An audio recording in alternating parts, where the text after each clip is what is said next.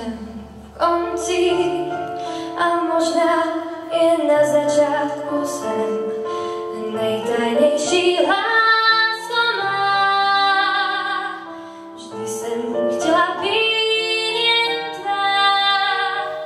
Sen, že jedenkrát budeš o mne stát, byl však pouhým snem. Jiný měl si cíl, čím si vlastně žil, mstou a sním, láskou jen. Můj Monte Cristo, jak neplynul, ty přestáváš se na mě smát.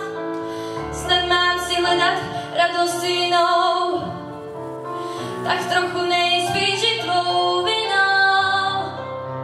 Dík za ty vázy plné růží, za péči tvou i pevný řád. Jen maličkost mi hravě dluží, jen tak ti hloupá slůvka, mám tě rád.